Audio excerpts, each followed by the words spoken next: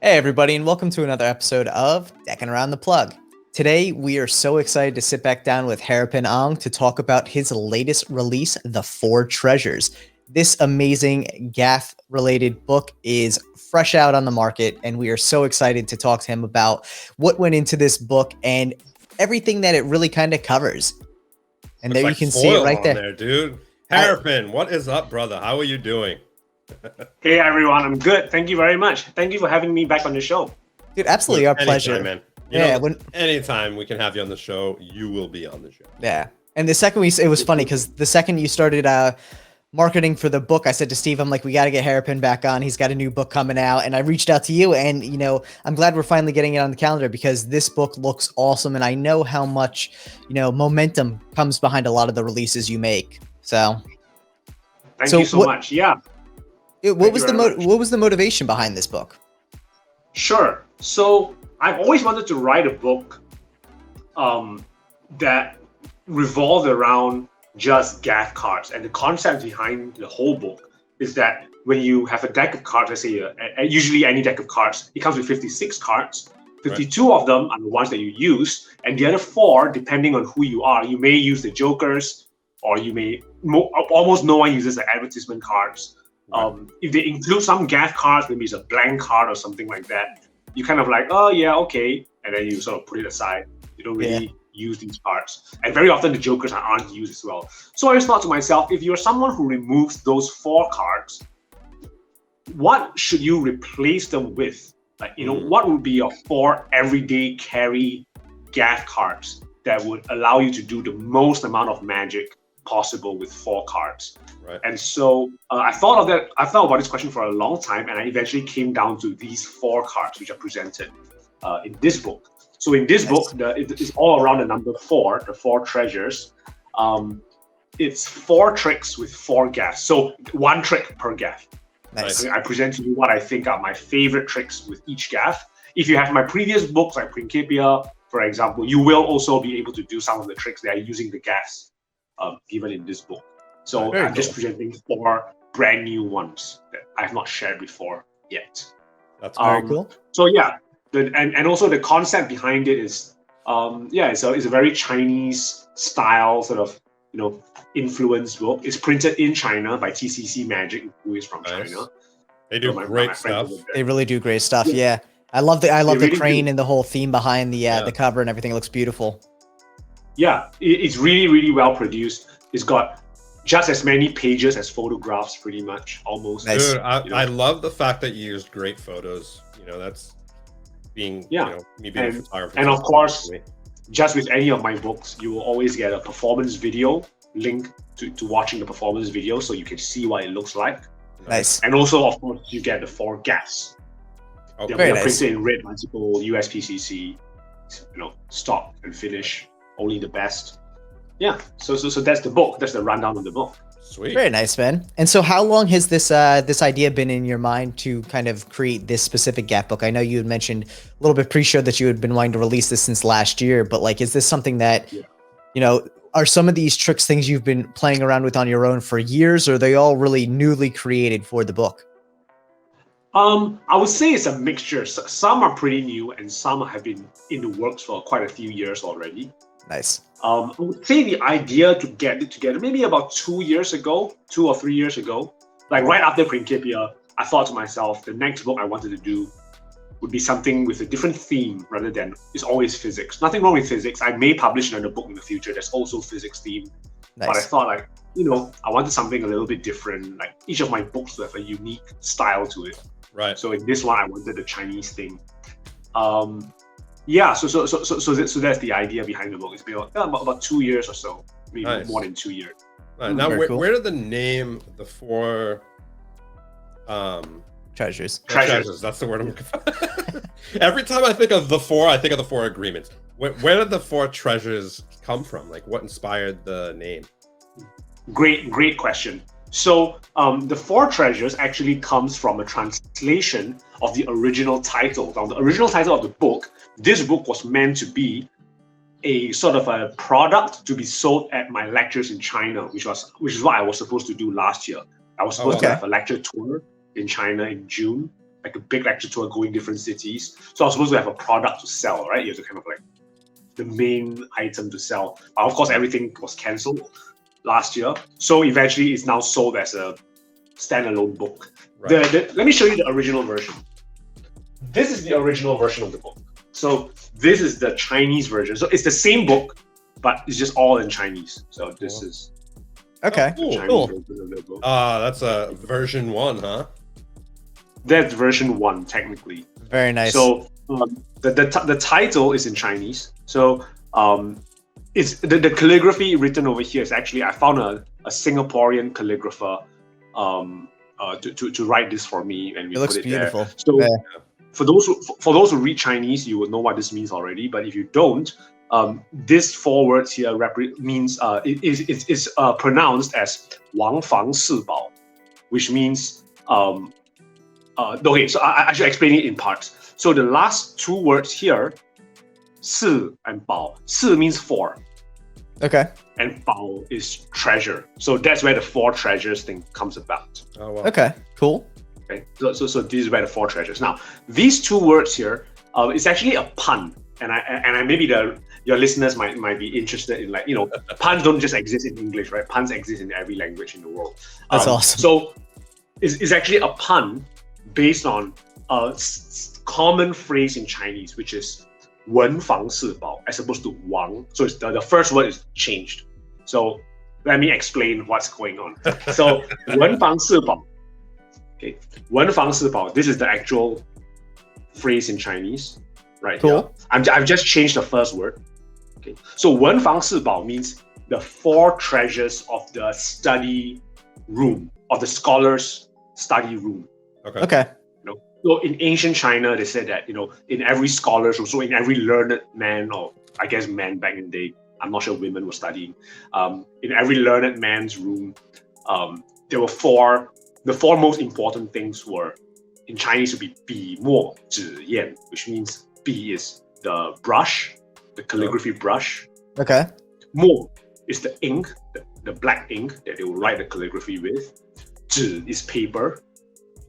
Oh, cool. And 砚 is the stone on which you grind the ink. Because ink in the past used to be in a solid block.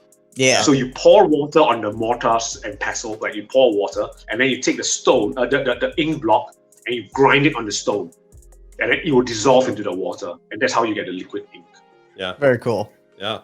Yeah, so it's 文房四宝, but the reason why I changed the first word is because my surname in Chinese is Wang, which is the, you know, in English Wang. So I can call it Wang or Wang.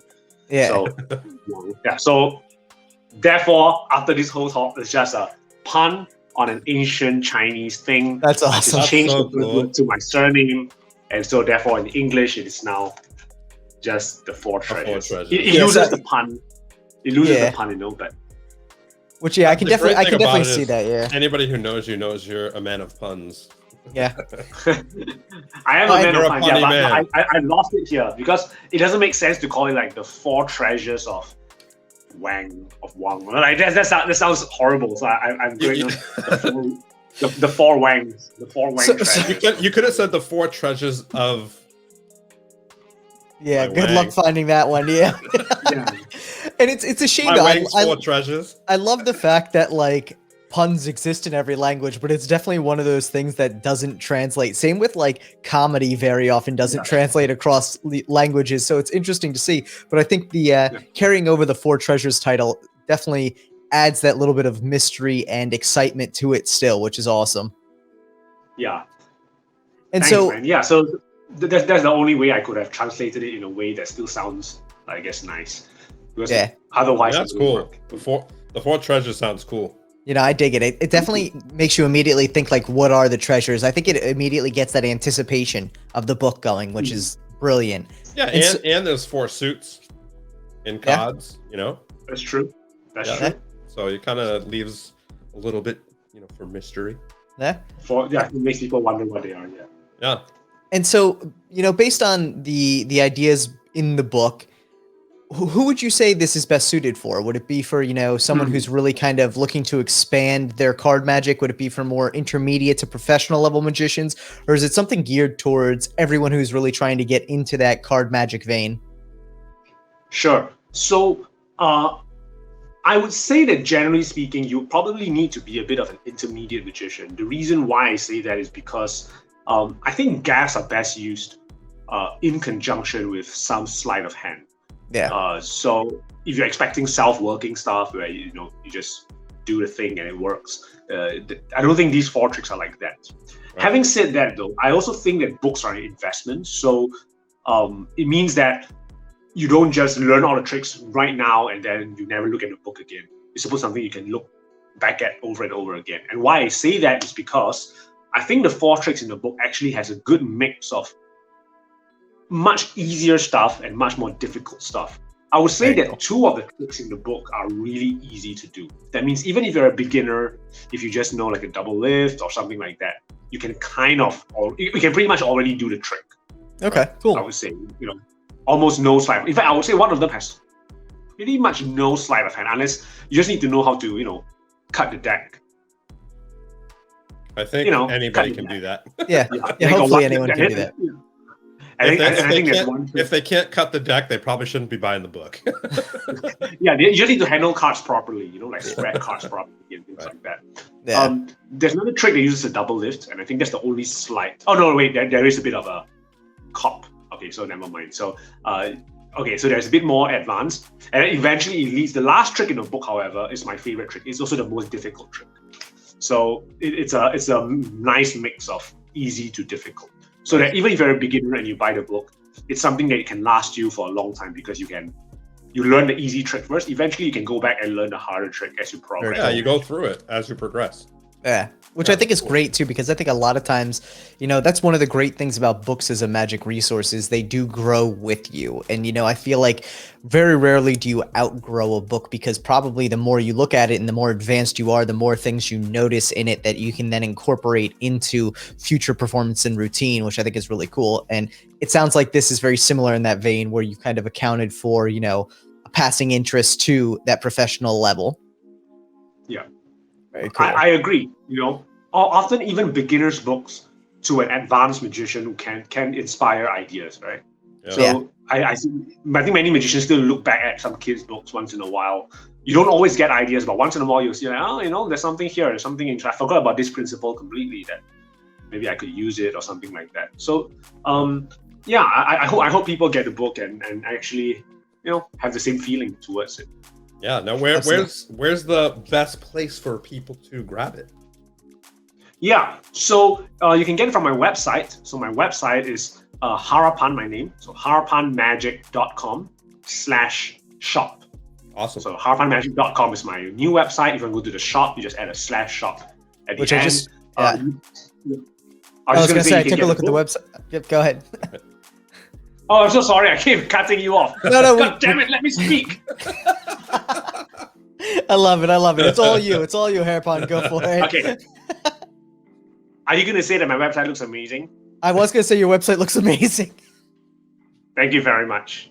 Okay, now it's my freaking turn. Go for it. Hell no!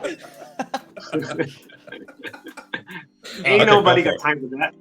Okay, so the 4 trick, you can get the book for $29.99. If you want to get a cool shirt to go with it, which many people have. By the way, orders are piling in. I'm overwhelmed. I'm kind of like in constant packing mode. You want to get a shirt. You can get a cool shirt with it.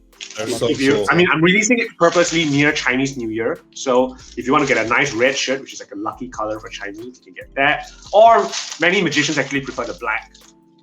Yeah. So it's got a king of spades. Yeah, it's got a king of spades design on it. Nice. Yeah. So you can get it for a bundle. It's a cheaper price overall. So nice, that's awesome. And for real though, the new website does look amazing. And I think when we first had you on, that was one of the things I noticed. Is I think at the time you were using maybe Gumtree or something like that as your site. Gumbo. And now, Gumroad. Gumroad. There you go. Yeah. Gumtree. Yeah. Well, okay. Gum don't know tree, why I'm gum boat, gum road, Yeah, whatever. whatever. Gum something. I knew it was gum something. Bubble gum, whatever. And I was like, all right, like, this is at least a good like starter site for it. But I think this new website just pops nicely and really fits the brand well. So and I have to add, I like the pictures that you put on it.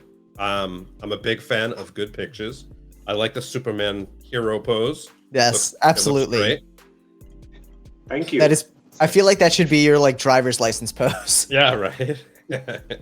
It's a good one. But no, I think this is an awesome book. And I think one of the cool things about this too, and this is something that I've seen in the Magic publication community, is books sell out quick and then they're very hard to find. So for anyone out there who's even considering picking up this book or interested in it or has a passing interest that they think will develop down the road where this will be more, valuable to them, I would highly recommend picking it up, because once Magic books are gone, very rarely do they get republished. Yeah.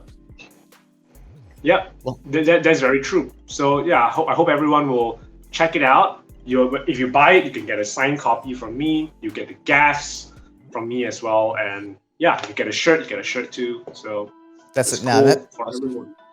Absolutely an awesome deal. And honestly, I always love to see the new stuff you come out with, because I think you put so much effort and energy into it. It really resonates through the book. So I'm excited to see this new release. And honestly, for anyone out there, make sure to go check it out at harapanmagic.com/shop. We will link to that in the description below, as well as the comments, so you can't miss it.